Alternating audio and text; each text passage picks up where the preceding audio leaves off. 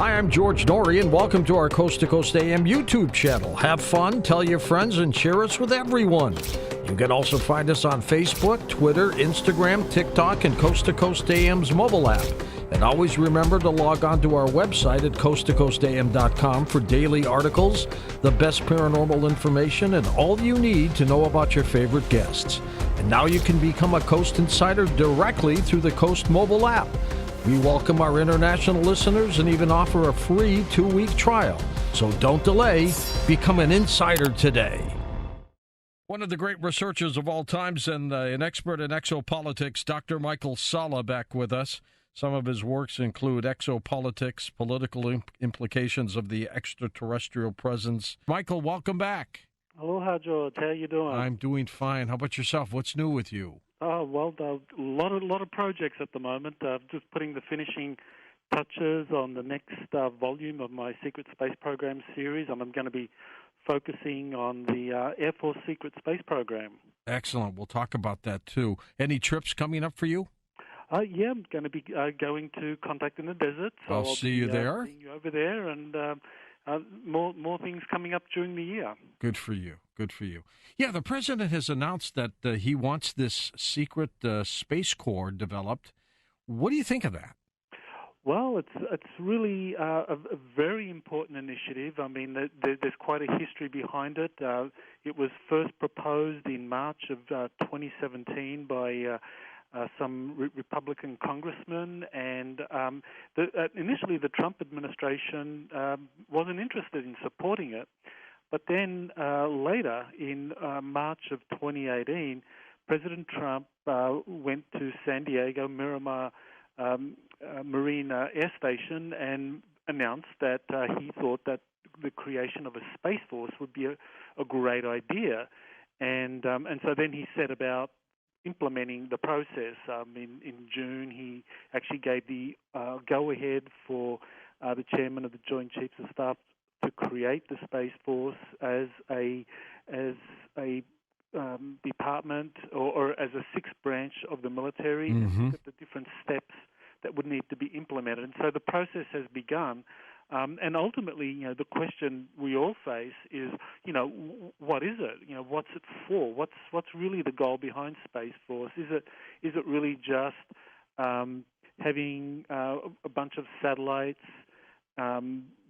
placed under the authority of this new military service, or does it have a deeper purpose in terms of aggregating the space assets of these different compartments within the U.S. military-industrial complex under one authority? And that's pretty important, because if it is the latter, and that's what I think it is, that means that a lot of the classified technologies that are being used in these secret space programs, especially when it comes to the Air Force, and we're talking about really advanced propulsion systems way beyond kind of jet propulsion. We're talking about anti-gravity, torsion field propulsion systems.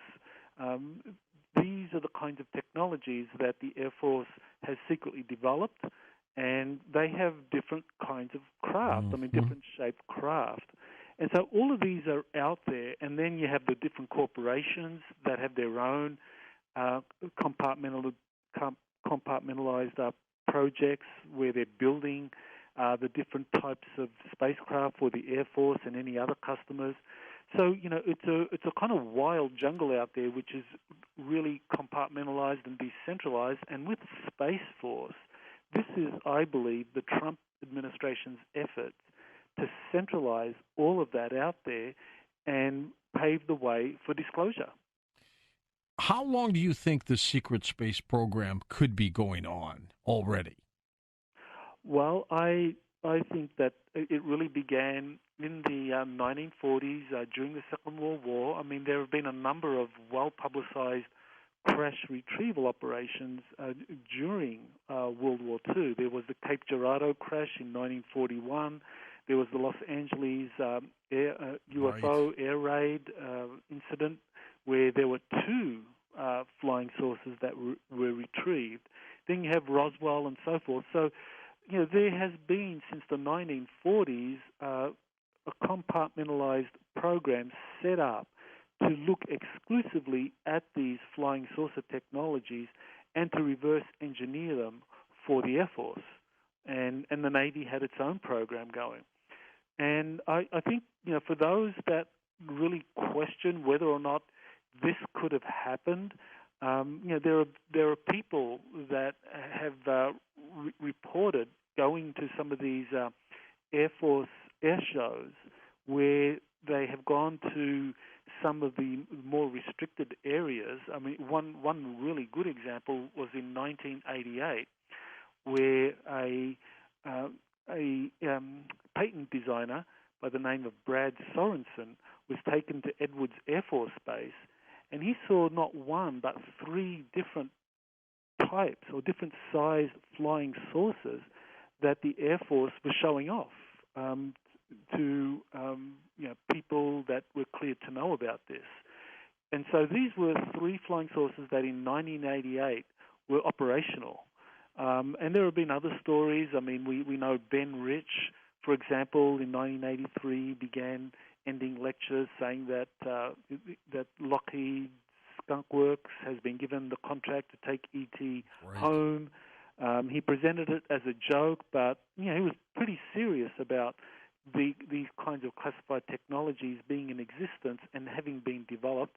And by 1993, he was ending his lectures saying that we now have the technology to take ET home. So in a 10-year period from 1983 to 1993, he said Lockheed Martin had shifted from being given the contract to take ET home to actually having the technology to take ET home. And we're talking about interstellar travel. So, when you look at that and you look at these witness accounts like Brad Sorensen having seen these flying saucers at Edwards Air Force Base at an air show, you look at all the crash retrieval operations and the different whistleblowers, witnesses, people like Bob Lazar saying that, they went to Area 51 and worked on these flying saucers. I think there's overall, you can really conclude that the Air Force has been working on these technologies for decades, and I would say by the 1960s, 1970s, that they had some operational flying saucers that by the 80s had been developed sufficiently that they could actually start deploying squadrons. So, we're talking about not just developing a flying saucer that's operational, we're talking about actually building sufficient quantities where you actually train, you've developed squadrons of these flying saucers for kind of like Earth defense or classified missions anywhere around the planet very quickly. So, this has been going on for decades. The Air Force has been in the thick of it, and now I think Trump has been advised by his people that the best way to kind of like get control of all of these different programs that, not just the Air Force, but corporations in the Navy have experience in these things. Even NASA itself has its own secret space program. That's one of the things that I've concluded after looking at all the data that I've been examining for this next book. So at the end of the day, there's a lot of things out there. The Air Force is a leader, so I think it makes a lot of sense for Trump to suggest that there would be this new military branch called Space Force that would be a sixth branch of the U.S. military, but it would be located within the Department of the Air Force, kind of replicating how the U.S. Marine Corps is a branch of the U.S. military, but it's a part of the Department of the Navy. Do you think, Michael, that something happened in order to get this to shift from where it was into the hands of the military? I think so. I think that's really one of the big things that is going to be slowly revealed, and I hope to do or start that process in this new book that I think will kind of like come out by May. And when I look at the timing, like in July of 2007, the the White House was against the idea of a space corps, and then in March of 2018, President Trump came out at Miramar Marine Air Station. Like it was his idea. Exactly. So, what happened? We have to ask, well, what happened between July of 2017 and March of 2018? And what I believe happened was that essentially there was a kind of undeclared civil war between the U.S. branches or factions of the U.S. military with the deep state. And I think this is one of the things that I go into detail in for the next book. But essentially what happened was that the Air Force started to take the lead in disclosing the existence of its secret space fleets and or squadrons, and that it allowed people to begin taking photos of some of their craft and out of a very important Air Force facility, which was MacDill Air Force Base in Tampa, Florida.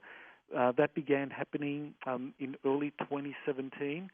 And by September of 2017, I have a contact of mine who lived at the time in Tampa, Florida, and he was actually being given, he was being encouraged to take photos of these flying triangles, these flying rectangles, and flying saucers, three different types of anti-gravity craft, all flying in the vicinity of MacDill Air Force Base. And he was actually taken on board on several of these, and actually he got to see the insignia of some of the people deployed on these secret spacecraft, and he recognized, in our correspondence, he realized that the insignia that he saw belonged to Air Force Special Operations, and so people within the Air Force that were running their secret space program were taking the initiative to have some of their space assets disclosed, because I think that the Air Force has recently come around to embracing disclosure. And so in retaliation for that, then you had Hurricane Irma making a beeline for Florida, and of course, we know it caused a lot of damage in the Florida, and also made landfall right next to Tampa and MacDill Air Force Base. In fact, MacDill Air Force Base had to be evacuated. First time in its history that it had to be closed down and evacuated. So there was that incident, and then there was in January of 2018, January 13, you had the Hawaii missile alert, the false missile alert, which, according to Hawaii state authorities, it was merely one person who made a foolish error, pressing the wrong button and not recognizing, failing to recognize a drill or something as being just a drill as opposed to being a real attack. But in the research that I've done and the sources that I've been studying, that was a very real attack. And what essentially happened was that I believe this was a missile that was part of a false flag operation to make it look like the United States, or Hawaii in particular, was coming under attack. Right. Scared the living daylights out of people in Hawaii. You live there. Exactly. Yeah. I mean, people here really were frightened. People really felt that this was an attack, a major attack on Hawaii. And so, this was taken very, very seriously. And, of course, people were then told, well, it was just a false alarm, but not according to my sources. In fact, the various sources that I've been examining say that this was a false flag attack and that the Air Force secret space program shot down the missile.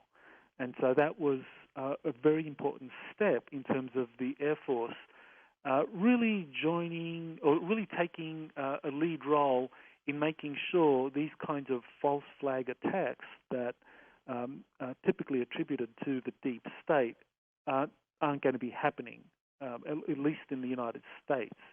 And so I think that those were two critical events that really persuaded the Trump administration that, hey, there are assets around the world and in space that really are being used for these nefarious purposes, weather modification, steering Hurricane Irma towards MacDill, or deploying ballistic-capable submarines in a way that can be used for staging false flag events. I think there were people within the Air Force that recognized that this had to be stopped, and the way to do it was to aggregate all of these assets that could be used for space operations under one branch of the U.S. military, rather than having it dispersed throughout the military-industrial complex where no one knows what's going on. So I think that's really the driving force behind Space Force. And I always thought, Michael, one of their responsibilities would have been, when they're up there, to possibly take out opposing country satellites by just flying up near them in a space shuttle type, a craft, and just taking them out. Right. Well, they do have a lot of advanced weapon systems that are part of these space platforms that are used by the Air Force Secret Space Program. Wasn't there a 1989 document that was leaked just a few years ago, and Dr. Bob Wood, of course, authenticated that? Well, that's a really exciting development. I was very excited by that document because it was the first of the Majestic documents to actually address the existence of human-looking extraterrestrials. Now, I've been following the Majestic documents for years. Jeez. Exactly, nearly 2 decades now. And none of the documents have ever talked about human-looking extraterrestrials. They've always talked about, the grey synthetic life forms that people are very familiar with. But this document, for the very first time, it was leaked in I believe it was June of 2017, and it really outlined how these human-looking extraterrestrials have become involved in human affairs and how they became kind of allies of the U.S. government. Michael, we're talking about the document from 1989, which Dr. Wood looked at and said it's the real deal, didn't he? Well, that's right, and he found some important information about who actually was the person that was receiving that briefing document. And he looked at one of the signatures on it and identified it as belonging to Dr. Philip Morrison, who was a famous astronomer.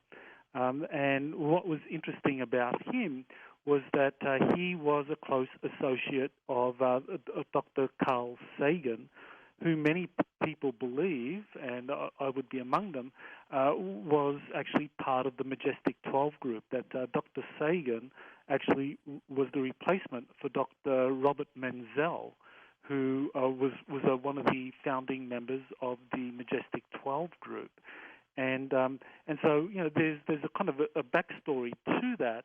But essentially, I think what the briefing document was doing was that it was intended on briefing Dr. Morrison on what exactly is happening when it comes to extraterrestrial life and the kind of technologies that have been secretly developed, and because they wanted him to be the replacement for Dr. Carl Sagan on the Majestic 12 committee. And so, this is an important document because it gives us an idea of how the Majestic 12 committee, or whatever name it goes by today, kind of rotates members. And I think that members are replaced by having alternates or replacements who are recommended and have particular expertise in an area that Majestic 12 requires for their committee deliberations. And so one of those would obviously be astronomy. And when you look at Menzel and Sagan and Davidson, what they had in common was that they were all astronomers. And I think this is one of the positions that is on the Majestic 12 committee that has to be regularly renewed with a replacement. And I think this Majestic 12 document that Dr. Wood authenticated actually, I think, really shows how the process worked and why Davidson was chosen to be the replacement for Sagan. What do you hear about a recruitment program for Mars? Well, that's something that I've been fascinated in for a long time. When Laura Eisenhower first came out around 2006, 2007, I remember having a conversation with Laura back then. She's the great-granddaughter of President Eisenhower. That's right. And she said that basically she was asked or really pressured by a group to become part of this Mars colony that was being planned. And she said that they really tried very hard to recruit her and a friend by the name of Key Leah. And both of them actually released reports about the efforts that were made to recruit them.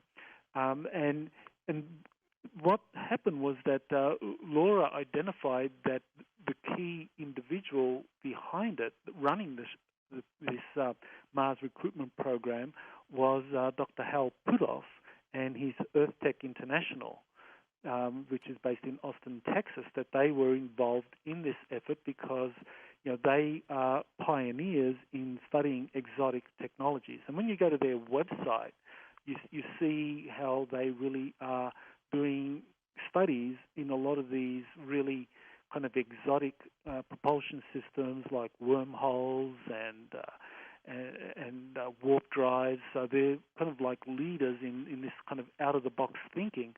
So, what Laura Eisenhower was saying is not too far-fetched in terms of, Earth Tech International and Puthoff being involved in this kind of Mars recruitment process to get people volunteering to be part of a future colony to escape catastrophic Earth events that they believed were coming in the years ahead. So she talked about that, and there's a very interesting connection between what Laura said that she saw and her friend Keelia saw in terms of many documents dealing with traversable wormholes, warp drives, and teleportation, all of these really kind of advanced technologies that Puthoff and EarthTech were working on, that there was an interesting synchronicity with these recently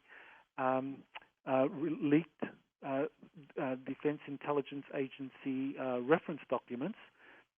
There was a list of 38 of these reference documents that was just confirmed just last month or just very recently, confirmed by the Federation of American Scientists, who received a response from the Defense Intelligence Agency confirming that this list of 38 Defense Intelligence Agency documents dealing with these kinds of futuristic concepts was genuine.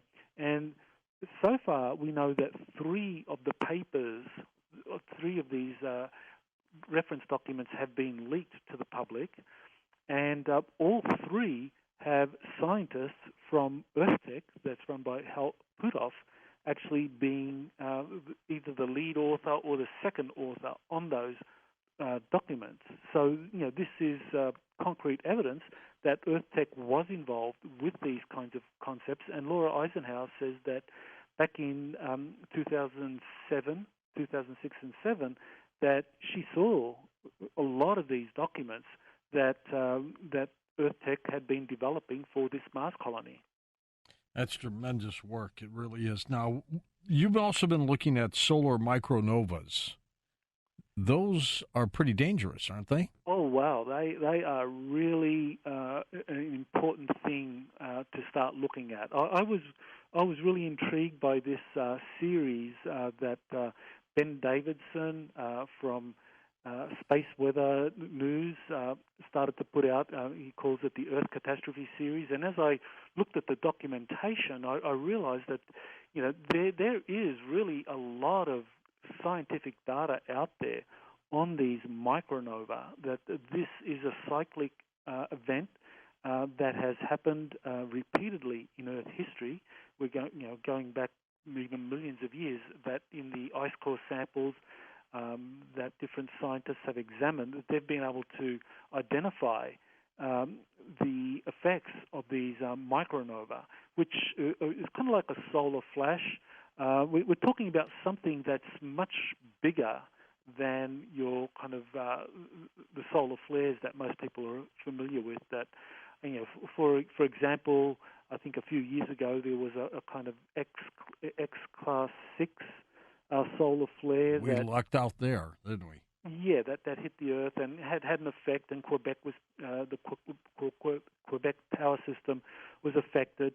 But with a solar flash or a micronova, we're talking about an X100 hitting the Earth, and this is something that is really important for people to start thinking about. I know you've done a lot of work on this in terms of the vulnerability of the grid. Yes. That's something that's very real, and there's a lot of studies supporting that. But as far as micronova are concerned, people are kind of familiar with the Carrington effect, the Carrington event from, I think it was 1859, that wiped out the kind of early electronics of the planet at that time. And but there was an event actually that just recently a paper has come out studying an event that dates back to around 750 AD, which is called the Charlemagne event. And that was really something very similar to this kind of micronova phenomenon. And it was 10 times bigger than the Carrington effect. So if that were to happen now, and this is what the studies are showing, that this kind of micronova can happen now, that, it can completely obliterate the whole grid system, energy grid. Yep, the whole thing goes down, doesn't it? Exactly, and a lot of other things can start to happen in terms of like the ozone layer being depleted by the cosmic rays that would be associated with this kind of micronova event. So that could have a devastating effect on life on the planet, because obviously the ozone layer protects us from a lot of harmful radiation. Michael, you continue to do a lot of work about the Antarctica. What's going on down there? Well, Antarctica is just a fascinating place. It is a continent that's 1.6 times the size of the entire United States, including Canada. And there's a lot of things buried under the ice. And people have been coming forward for years talking about what's down there. And I, for example, have I have a book that's out there, Antarctica's Hidden History, that looks at some of this information. In particular, a lot of the information about the Germans having established a colony under the ice, which years ago people would have laughed at that, said, well, how could that possibly be? How can you would freeze under the Antarctic ice? But that's not correct, because only in 2017 scientific studies began to be released showing that there were these huge cavern systems which are thermally heated that are under the ice sheet, so under 2 miles of ice, that they were saying that you could have like a balmy 72-degree cavern that is huge, and that it could sustain life down there. So this is something that really supports a lot of these insiders that over the years have said that the Germans have developed bases down there, and very recently, there have been a few things down there, a few anomalies identified, cosmic rays coming out of Antarctica, and that's phenomenal, because no one expected that cosmic rays would be coming out of Antarctica. There's a device down there in Antarctica called ANITA, which is designed to detect cosmic rays that are coming into the Earth, and in particular those coming in through Antarctica. Because of the Earth's magnetosphere, cosmic rays enter predominantly in the polar regions, because that's the way the magnetosphere directs these kinds of charged particles. And so this device was measuring these cosmic rays coming from outer space, but then it started to pick up cosmic rays coming out of the Earth, and that's a really important sign, a very important development, because to my mind, what that's signifying is that inside of the Earth we have something very similar to what's happening on the Sun. That people are aware of the Sun emitting solar flares, these huge coronal mass ejections where you have these plasma outbursts coming out and kind of affecting the entire solar system as well as the Earth. But in the interior of the Earth's core, especially the molten outer core, that you can actually have something very similar happening, that there can be something analogous to a coronal mass ejection happening inside of the Earth, and that is what's causing the cosmic rays to come out of the Earth. And I think this is I think it's still something that the scientific community is going to take some time to get around to, because at the moment they're saying that, well, the cosmic rays that have been detected by the ANITA device down in Antarctica, that was just detecting some kind of non-standard physics model, some non-standard physics particle.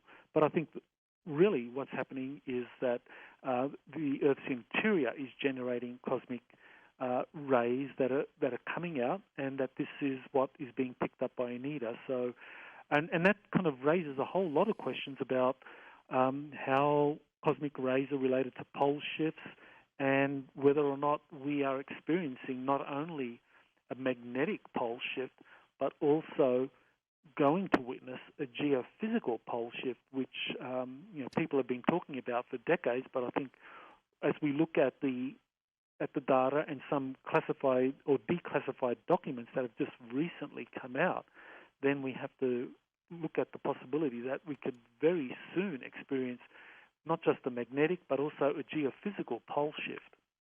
Michael, is the planet ever in danger of blowing up? Well, that's an interesting question. I don't think it's in danger of blowing up. I think really what we're going to be seeing is the Earth expanding. That the Earth is, because it is like a sun in the interior of the Earth, that there is some kind of mechanism inside of the Earth which is generating energy, some kind of very large zero-point energy generator down there in the Earth, and that this is what's leading to the Earth's expansion. Now, this is a very controversial thesis, the Earth expansion hypothesis, but there has been a lot of research done on this by some Australian scientists in particular. There's one by the name of Dr. James Maxlow, who has done a lot of work on the Earth expansion hypothesis and has put out a lot of scientific papers referencing other pioneers in this research. And basically they're saying that the Earth is expanding. When you look, for example, at the age of the Earth's crust and compare it to the age of the ocean floor is much, much younger. So it's That's expanding. Weird. That is strange, though, isn't it?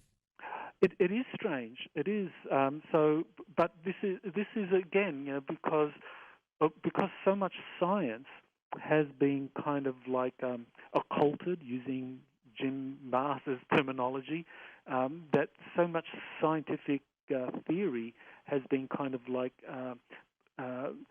shaped or filtered to exclude these kinds of more innovative explanations for the behavior of the Earth, so that things like the Earth expansion hypothesis is ridiculed. But in fact, when you look at all of the data and the very legitimate scientific protocols that have been used by different researchers such as James Maxlow, the conclusion is that this is very real and it's being covered up.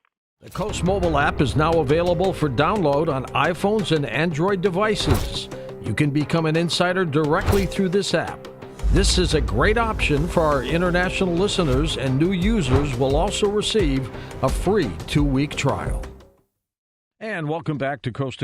Our special guest for the next couple hours tonight, Dr. Michael Salla, pioneer in the development of exopolitics. He's the author of a number of books. And Michael, welcome to the program. Looking forward to this. Aloha, George. Yeah, glad to be back. You too. Tell us a little bit about what's going on at Antarctica. In your opinion, we hear so many stories. Well, of course, there have been a lot of rumors, a lot of unsubstantiated stories about what's been happening in Antarctica over the last decades, since Operation High Jump, since the Second World War, when there were German expeditions to Antarctica, and there were orders given to Admiral Richard Byrd to actually go down there. And that was back in 1939. This was before the Second World War began, and Byrd had orders from President Roosevelt to find the German bases to find out if they were in violation of the Monroe Doctrine. But of course, the Second World War began, and so everyone forgot about Antarctica. And then after the Second World War, you had Operation High Jump, and there was that mysterious kind of expedition where you had 3,800 military personnel going on this naval flotilla with an aircraft carrier, presumably to conduct a scientific mission without scientists. You just had 3,800 military personnel. So I think it's pretty clear that they were doing far more than just measuring the temperature, checking the penguins, and other kind of purely scientific methods, and being able to navigate under the ice. That there were hidden waterways because the ice sheet had formed over the continent of Antarctica, but that the waterways, the ancient river system on the Antarctic continent, which is vast. I mean, the listeners really need to appreciate that Antarctica's twice the size of the 48 contiguous U.S. states. So, we're talking about a massive continent, and it had a river system. And once the ice formed over the rivers, of course, while on the surface you had nothing but ice, but underneath the ice sheet you had the river system, which still flowed. All of these stories have been floating around for decades now.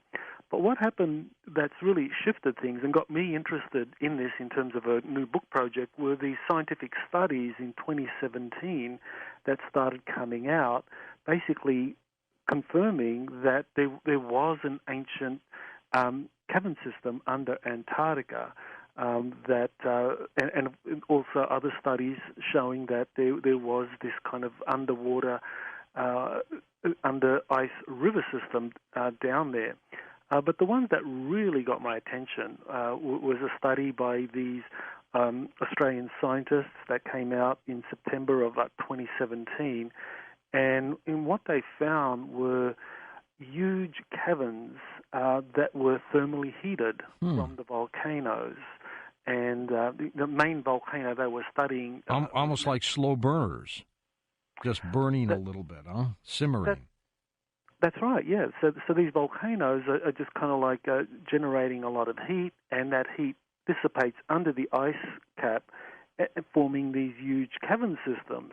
And what the scientists found, what these cavern systems were quite extensive, that they actually stretched right under the Antarctic continent, especially the Western Antarctica, and that because of the thermal heating, that these were around 25 degrees Celsius and 77 degrees Fahrenheit, and that these were quite extensive.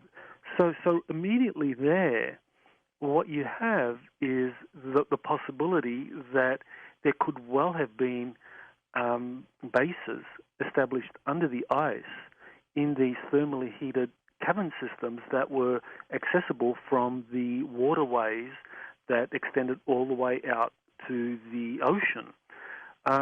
So that really got my attention because that confirmed what a lot of the rumors were saying, and that over the years they were able to expand these with the assistance of the United States once agreements were reached. Michael, what was the interest down there in that region? Well, it goes back to, I believe it was 1936. This was during the Olympic Games, and Germany was basically trying to assert its. Then you start to question, well, did they actually escape down to Antarctica? And we know the Germans actually did have the wherewithal to be able to establish huge underground caverns, because this is exactly what they did during the war itself. And they brought submarines down there too, didn't they? That's right. They were sending a lot of submarines down to Antarctica. I mean, the Germans really poured a lot of resources into developing all types of submarines, and it was the XX-1 or the German U-boat 21, which was the first modern submarine. This was a submarine that could actually stay under the water, submerged, for many days or several weeks even, because they had been able to develop the technology for that. Previously to that German U-boat, all the submarines, both the German and the Allied submarines, these were submersible, but they spent a lot of their time on the surface, cruising on the surface of the water to whatever the destination. And once they got close to whatever their mission was, they would submerge. So these were not really true submarines, but the Germans were the first to develop what we would consider to be modern submarines that were submersible for kind of days. And what do you think, Michael, the benefit of being down at the South Pole could be? Well, for the Germans, I mean, if we're talking about those that were able to survive the Second World War and establish a breakaway colony. Basically escape, right? That's right. It gave them a means of being able to regroup and establish a presence in a place that was truly almost inaccessible. So it really did provide them a place that was hard to access. But probably more importantly is that Antarctica, in terms of what is actually under the ice sheets, has a lot of hidden history.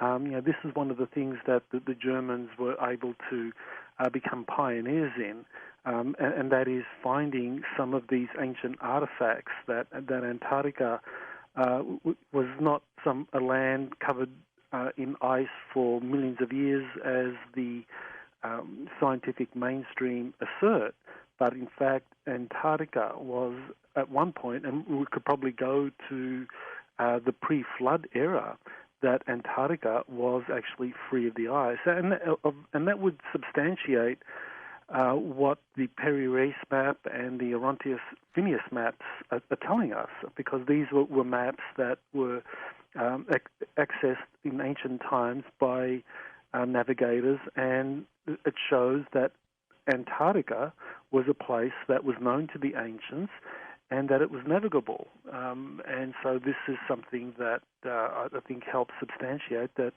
Antarctica is a place that truly has an ancient history, and that there's far more underneath the surface than anyone could even dream of. Michael, do you believe there was an ET presence there? I believe so. I think that this is part of the ancient history, that when we look at some biblical texts, you look at the book of Enoch, for example. It talks about these fallen angels that landed on Mount Hermon and began to interbreed with the women in that local area, and they created the Nephilim. These were giants, and that they created a great civilization, and that essentially the fallen angels, they were leaders. They provided advanced technologies to that civilization or to that area, and that eventually rulership passed over to the Nephilim, and this is a process that's described in the King's List, the ancient Sumerian cuneiform tablets, and also Manetho, the ancient Egyptian historian, who also talks about a time where you had these gods ruling over humanity that were then supplanted by the demigods, which were their hybrid offspring with humanity. And so that shows that historically there was a time when surface humanity knew about the gods, which I think is pretty clearly a reference to extraterrestrials, And when you ask the question, well, where did they come from? The answer is Antarctica. I think that Antarctica was very much, or probably the Atlantis that Plato described in the book of Critias and Timaeus.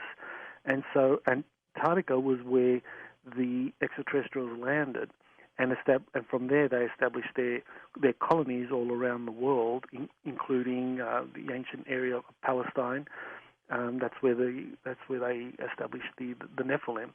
And in the Book of Enoch itself, it actually alludes to Antarctica because it describes the process by which the fallen angels were defeated in a war against the righteous angels, and that they were imprisoned in a land of 24-hour burning light, right near a mountain, a very large mountain down there that's described as having particular minerals.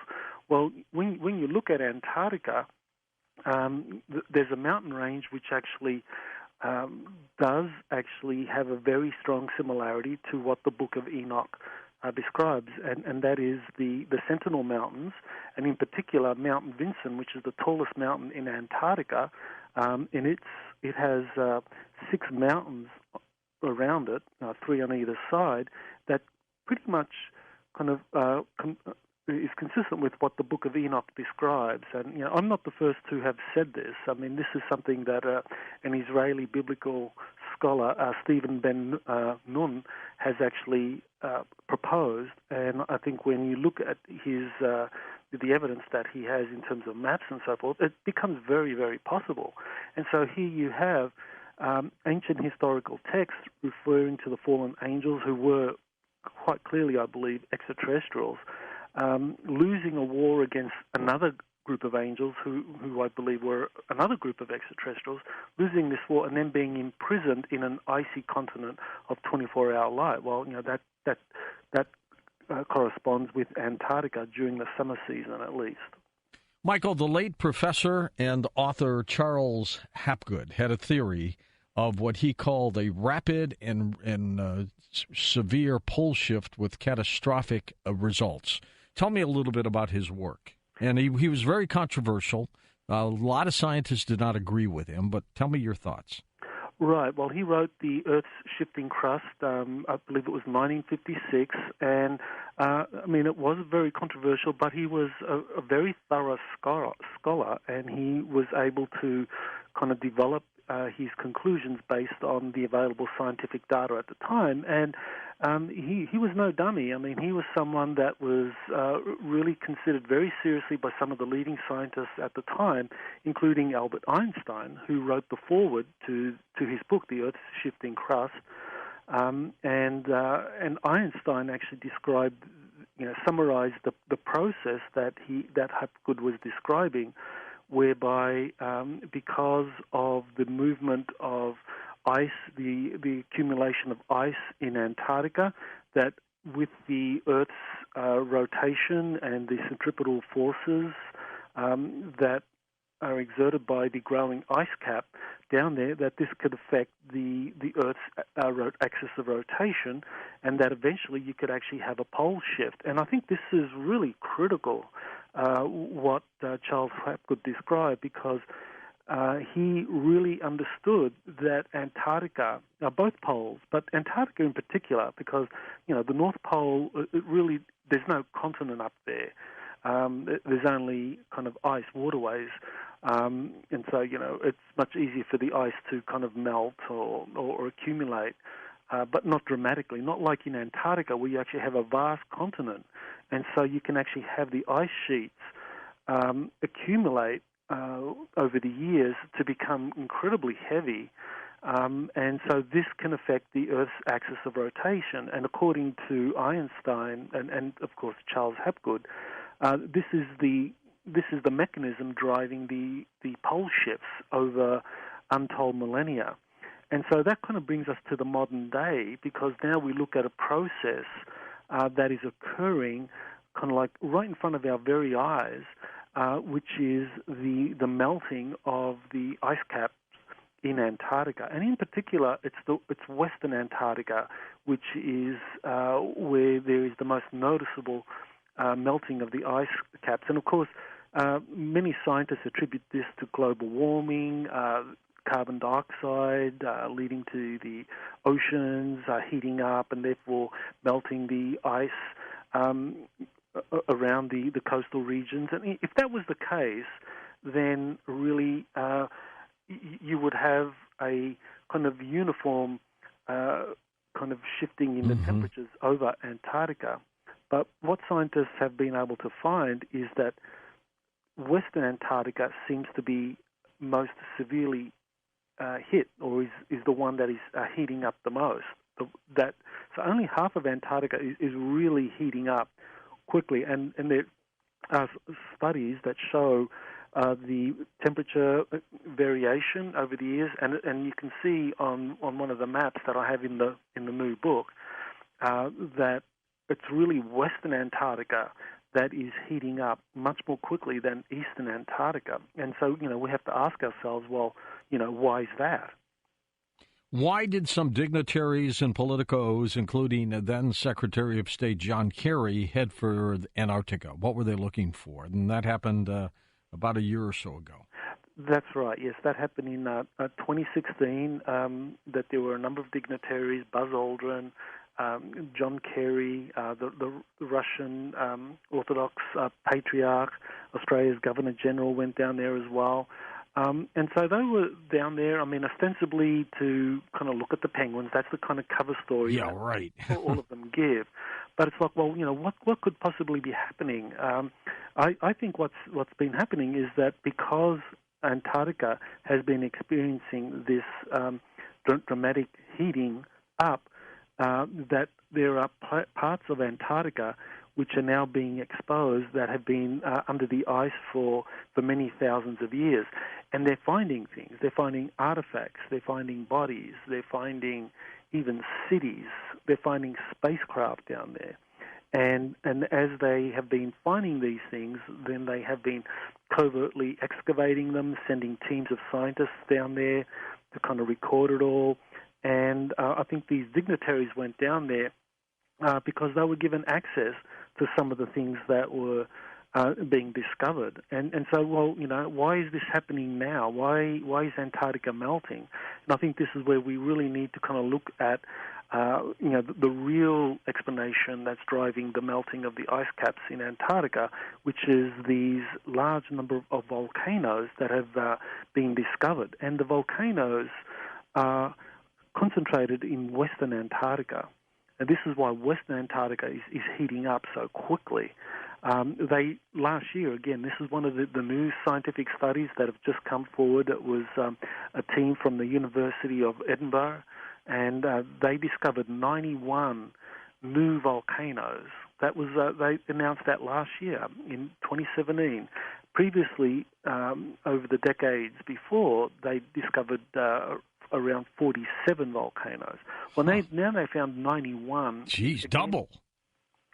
More than double. And that meant that Antarctica now shot up to being the world's most concentrated physical presence of volcanoes in the world. So the most extensive volcanic systems were found to be in Antarctica.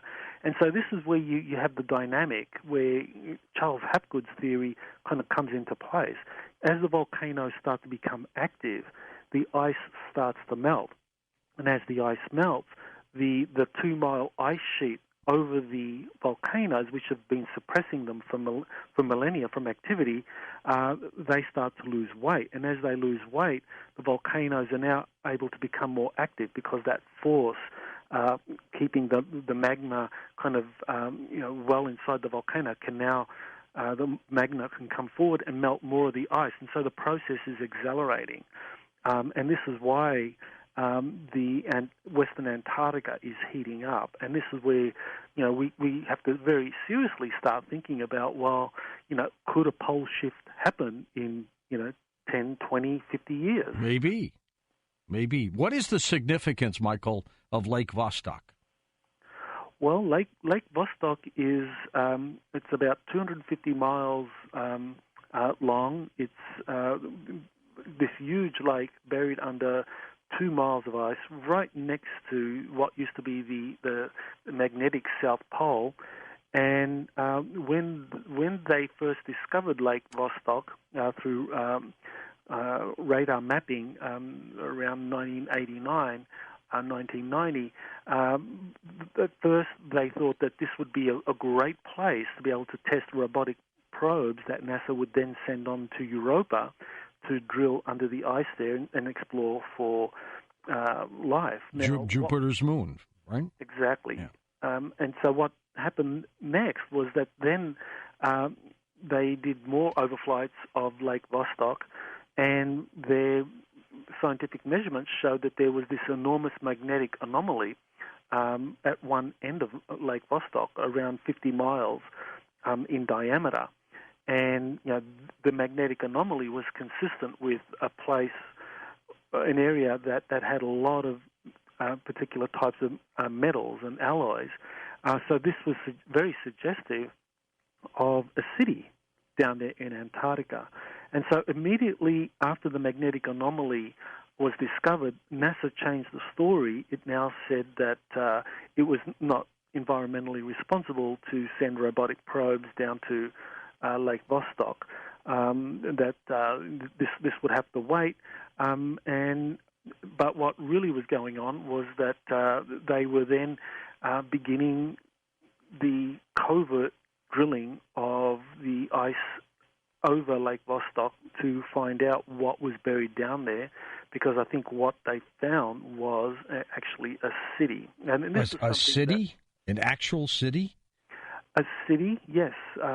Something that had been buried under the ice for a long time, 50 miles in diameter. I mean, that would be a kind of large metropolitan area.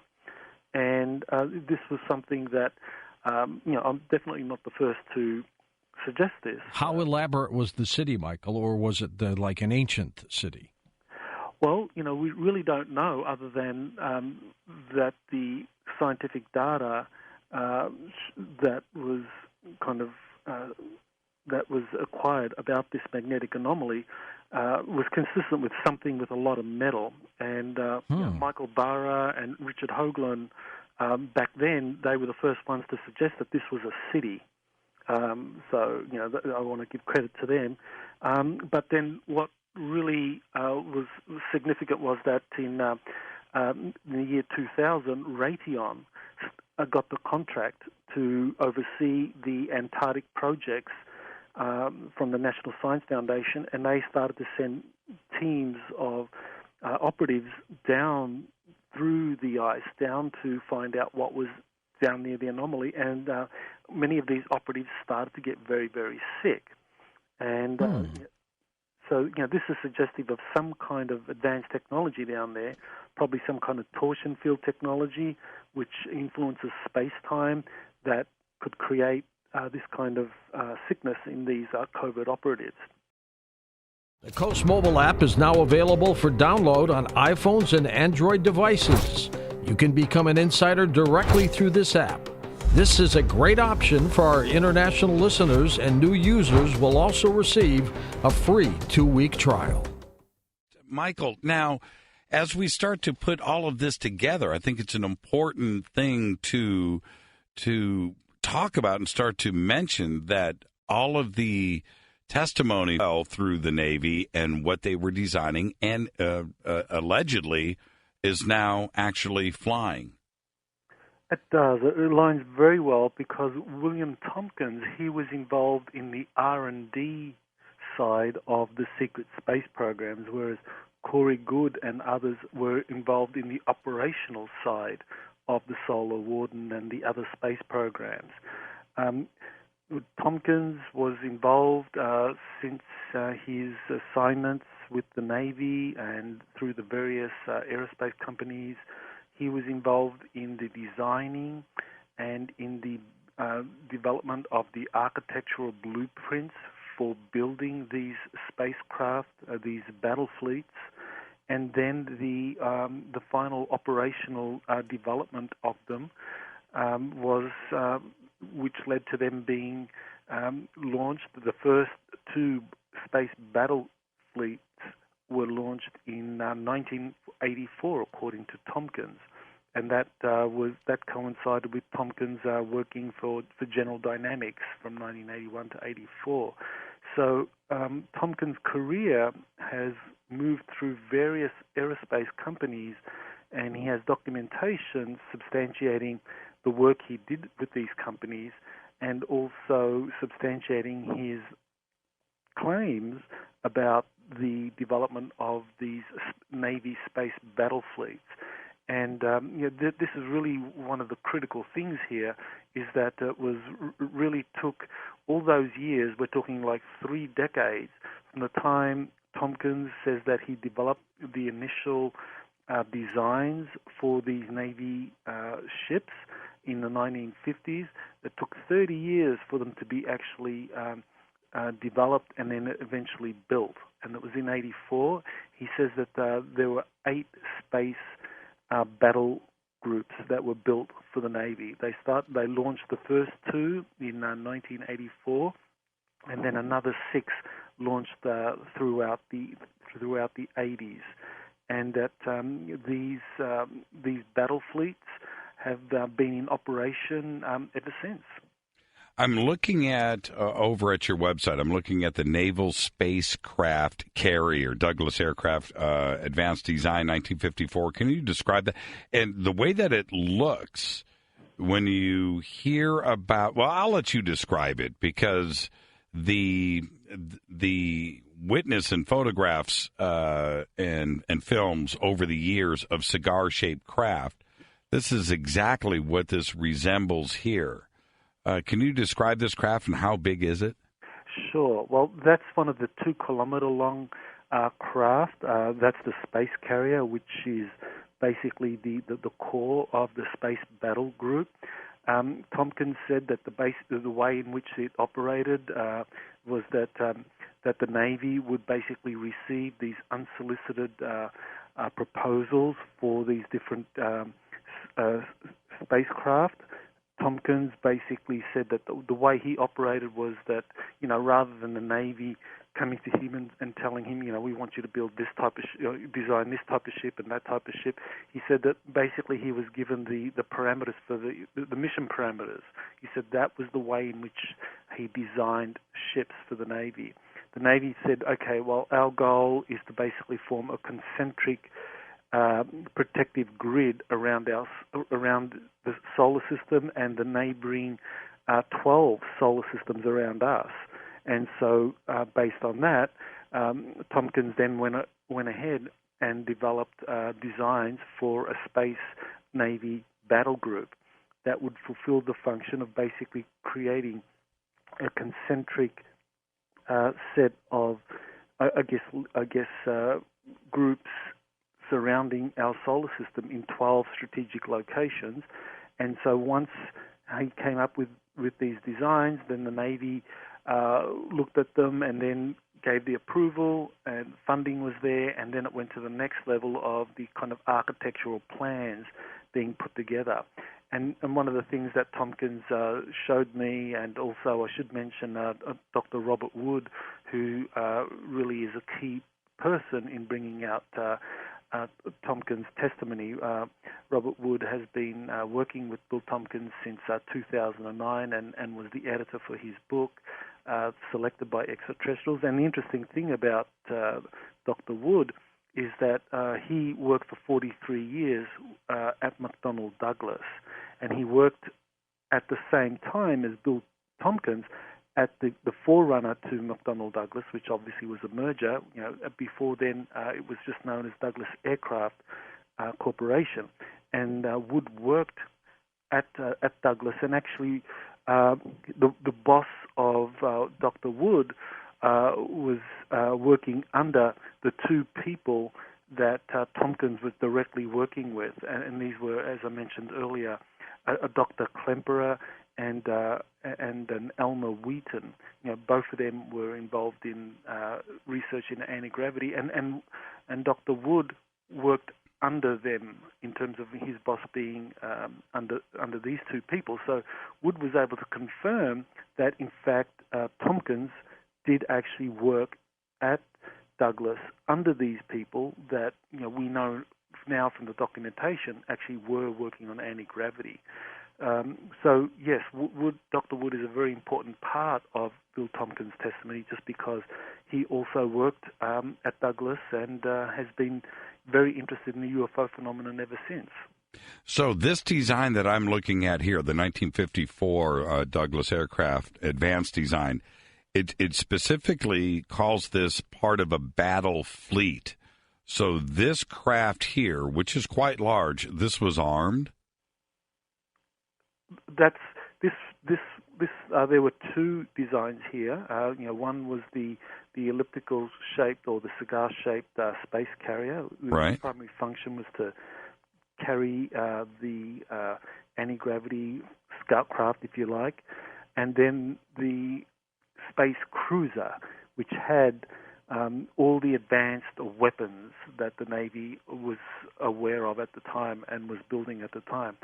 Now, this is where it kind of gets to be very, very interesting, because according to Tompkins, the Navy was being helped by Nordic extraterrestrials, that throughout this entire period in the 1950s, he says that there were Nordic extraterrestrials that actually had infiltrated into the Douglas Aircraft Company and were giving Tompkins assistance in coming up with the designs for these battle groups.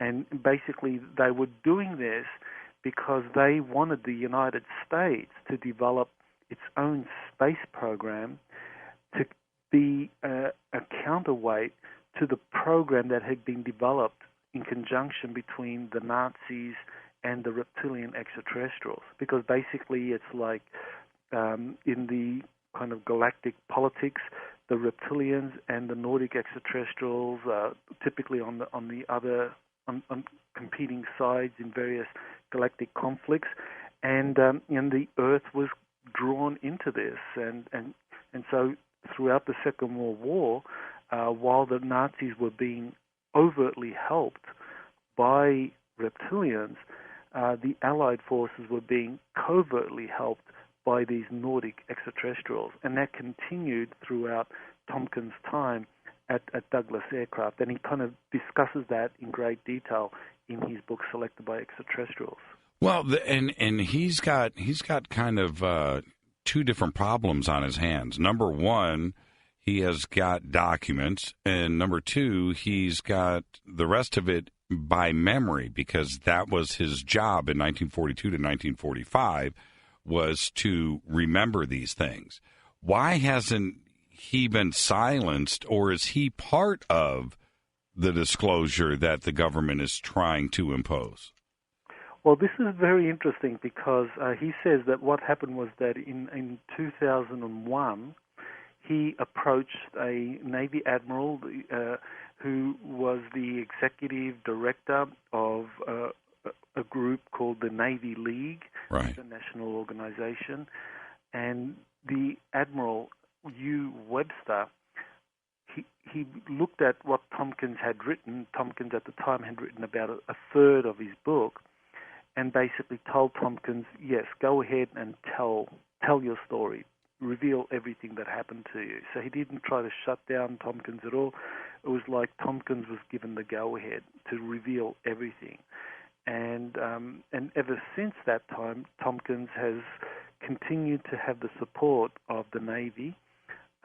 He continues to attend Navy meetings, and as recently as 2 weeks ago, there was a meeting out at San Diego. It's called West 2016, and it is the premier Navy aerospace gathering, at least on the West Coast, with many hundreds of top aerospace corporation executives and admirals and captains all meeting to discuss things.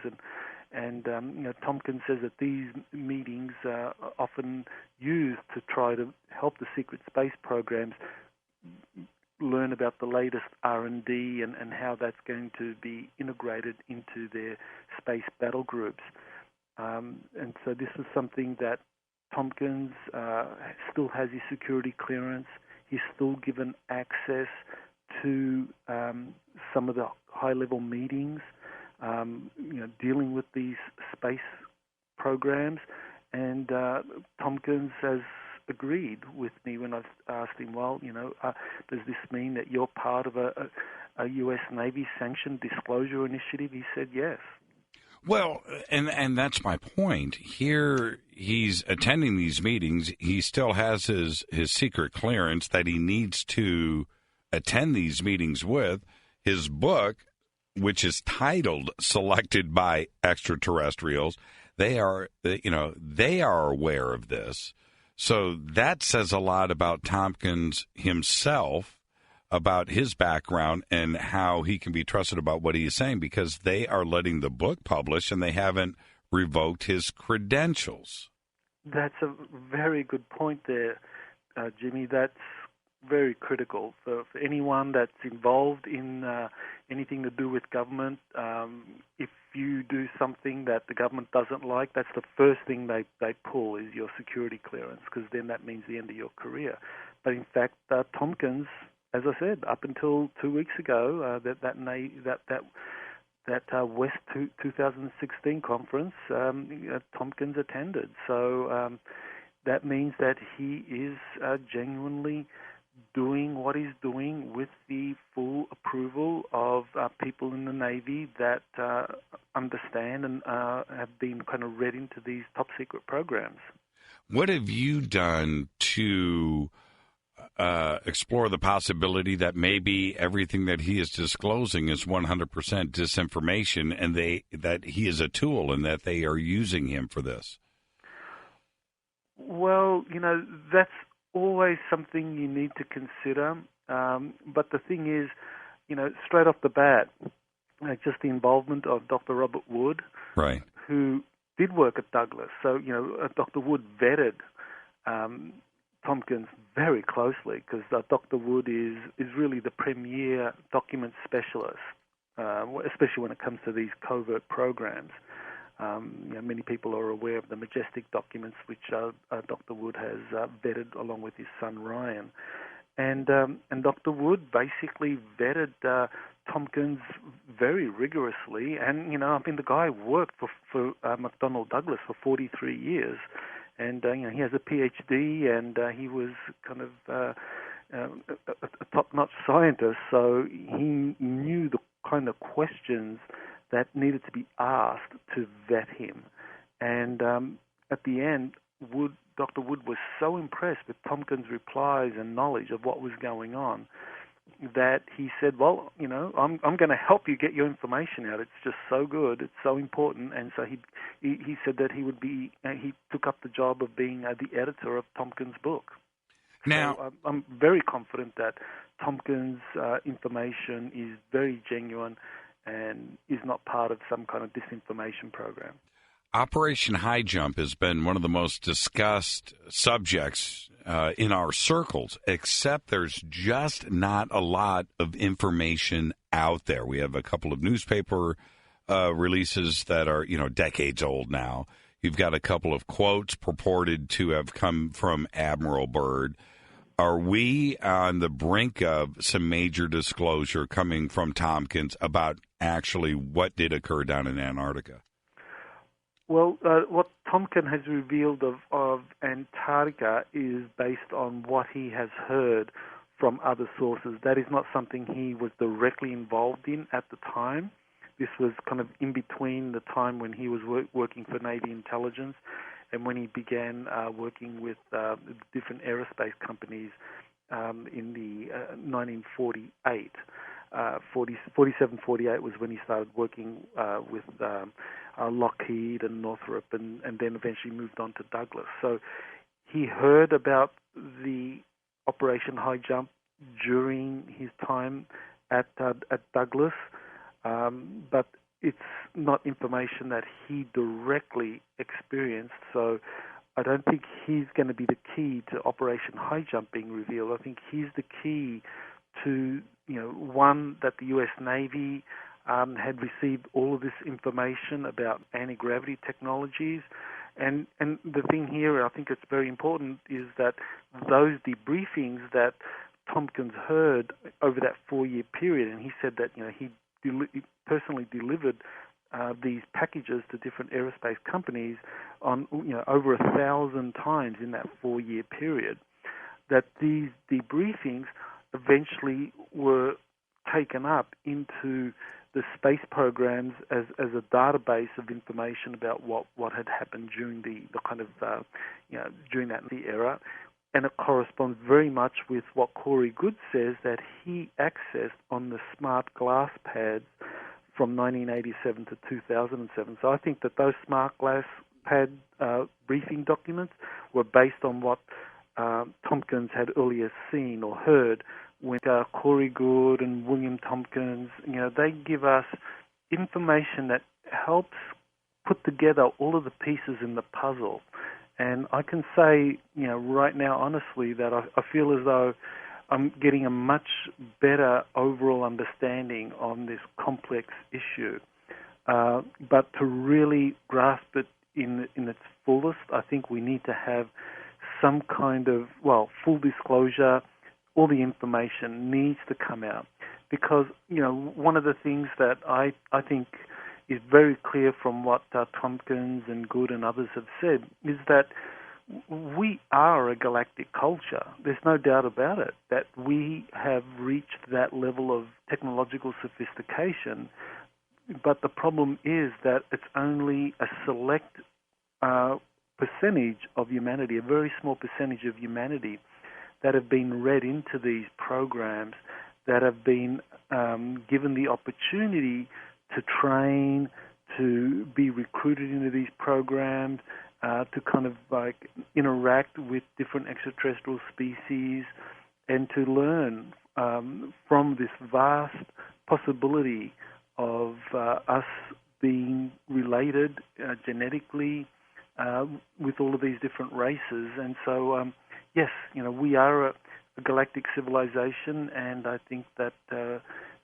that information, the total disclosure, is needed so that we become fully aware of our real history, and just kind of like this becomes common knowledge so that we all have the opportunity to do these kinds of interactions and have these experiences that Corey Good and others have been describing. Michael, well, what about the sunspot and the aircraft, the spacecraft that have been seen around the sun lately? There's been lots of it. Any of the whistleblowers that you're in contact with talk about that? Oh, well, yes, that's a very interesting question. The sunspots or the sun seems to be some kind of conduit for some of these more advanced extraterrestrial craft, that they are able to move through the sun, appear in our solar system, just basically, I guess, entering from some distant part of the galaxy into whether it's a black hole or another sun, and then kind of like just appearing and coming out of our sun. There have been kind of photos, images of craft leaving the sun or using energy from the sun. So that is very significant. I don't think, though, as far as the kind of secret space programs, the Solar Warden program, that they have yet reached that level of technology to be able to kind of use the sun as a conduit to travel through the galaxy. So I guess in terms of where we are probably, at least as far as the secret space programs are concerned, they are very much a Type 1 civilization. Those that travel through the sunspots are, of course, a Type 2 civilization. And those that are imposing some kind of solar system-wide blockade or frequency grid or quarantine, we might consider them to be a Type 3 ET civilization. there seem to be, based on all of these testimonies, whistleblower testimonies about secret space programs and different ET groups being involved, it seems that some ET groups, we might describe them as being more along the lines of the kind of service-to-self orientation, tend to directly intervene in human affairs, and as we saw with the Nazis, that a reptilian group, and then there's another grouping of extraterrestrials that were covertly helping the U.S. Navy and NATO and other powers to prevent these kinds of takeover efforts by these kind of more service-to-self extraterrestrials, such as the reptilians. So I think there is a kind of balancing going on between different sides of these extraterrestrials that have been interacting with humanity over the last century, either covertly or overtly.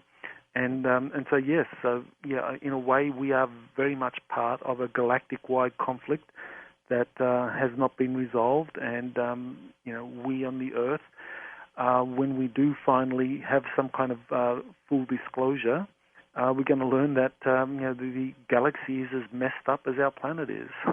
Was that the first reference, about reptilians in 1942 to 1945 that you can recall? Yes. Tompkins is basically saying that these Navy spies were talking about reptilians in 1942. Right. That's kind of decades before the first references to reptilian extraterrestrials. I mean, in popular culture, in movies, in books, magazines, it didn't happen for quite a long time. For that to happen in 1942 to 1945 kind of makes you wonder. Yeah, and Tompkins was very clear. He said that these Navy guys, they were all kind of very young. They were really didn't know how to handle this information, what they were hearing about these reptilian-looking beings, acting in this capacity as consultants, basically giving them the information they needed to move forward with developing their technologies and weapon systems. He said that there were many different designs of craft, all sorts of craft. He said that the Navy basically had, from the 50s to the 60s, accepted designs for up to 100 different types of craft. So these space carriers, they could carry some, quite a number of different craft. Some of the sizes that Tompkins mentioned for the various craft that were built as kind of auxiliary or built as a support ship, he was talking about like 100 feet or so for some of these. But there were many different designs. Some could be larger, some could be smaller, depending on their mission. I do now recall that he was talking that he kind of did have a slide during the kind of video interview we did where he showed one of the craft that was a surveillance craft, and he said that was like 50, 60 feet. There was also something else interesting that I saw, which was that one of them was named the USS Acres. And I want to check. Was that after Frank Peake Akers, the commander of the USS Saratoga in 1945? That one I don't know. Yeah, I just thought that was totally interesting because he actually named the craft. If you want to listen to our show ad-free 24/7, access audio archives, live chat with me, and much more, you need to become a Coast Insider now. So you're telling me your grandmother, who died a few weeks ago, came and visited you last night in your bedroom, and you're not scared? Are extraterrestrials living among us? I don't know if it's true or not, folks, but we're going to find out. If you enjoy stories like these and want to learn more about the mysteries of the universe with me, become a Coast Insider now to access hundreds of our archived shows to listen anytime, anywhere. Sign up now at coasttocoastam.com/Coast Insider. That's coasttocoastam.com/Coast Insider.